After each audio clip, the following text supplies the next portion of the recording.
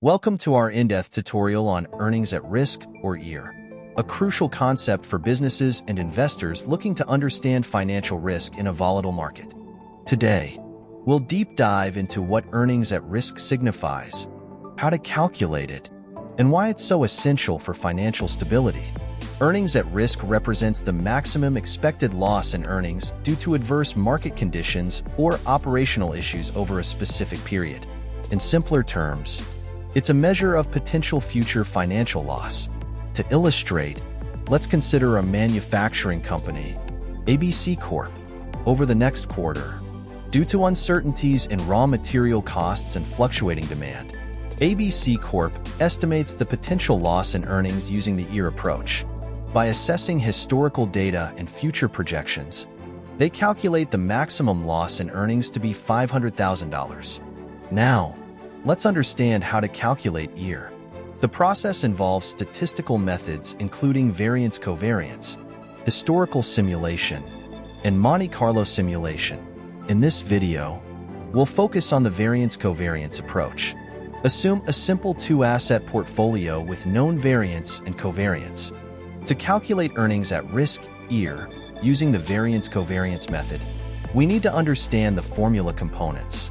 Sigma and sigma-2 are the standard deviations of asset returns, and rho is the correlation coefficient between the two assets.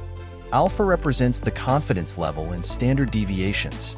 Here's a detailed calculation. Assume asset 1 has a standard deviation of 10%, sigma equals 0.10, and asset 2 has a standard deviation of 5%, sigma 2 equals 0.05. The correlation between them is 0.8, rho equals 0.8. At a 95% confidence level, alpha equals 1.645. The EAR is computed as, breaking it down, EAR equals 1.645 asterisk square root 0.01 plus 0.0025 plus 0.008 equals 1.645 asterisk square root 0.0205 almost equals 1.645 times 0.143 equals 0.235, or 23.5%.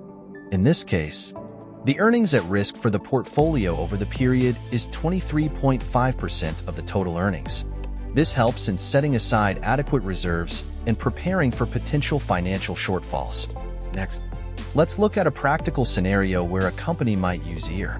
Imagine a company, DefTech, projecting future revenue paths with varying assumptions on market conditions. Using historical data, DefTech simulates various outcomes. In Scenario 1, the earnings are projected at $450,000. Scenario 2 shows a dip to $400,000, while Scenario 3 indicates a rise to $550,000. And Scenario 4 projects a significant drop to $300,000. From these diverse scenarios, DefTech calculates the maximum loss in earnings, which sums up to its earnings at risk. To solidify our understanding, let's go through some common questions about EAR. First, why is earnings at risk important? EAR is vital because it provides a quantifiable measure of potential financial loss, helping businesses make informed decisions and prepare for adverse events. Next question, how is earnings at risk different from value at risk, VAR? While both are risk measures, VAR typically focuses on asset prices or investment portfolios' market risk, whereas EAR centers on earnings volatility and unexpected drops in business performance. Can earnings at risk be used for industries other than finance? Absolutely. EAR is applicable across sectors like manufacturing, retail, tech, and more.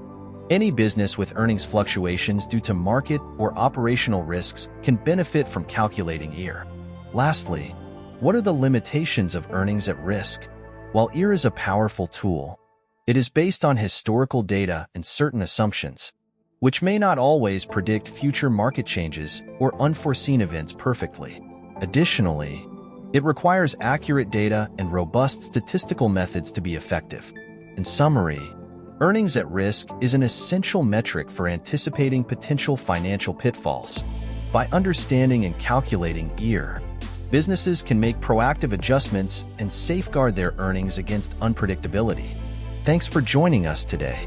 If you have any questions or need further clarification, feel free to comment below.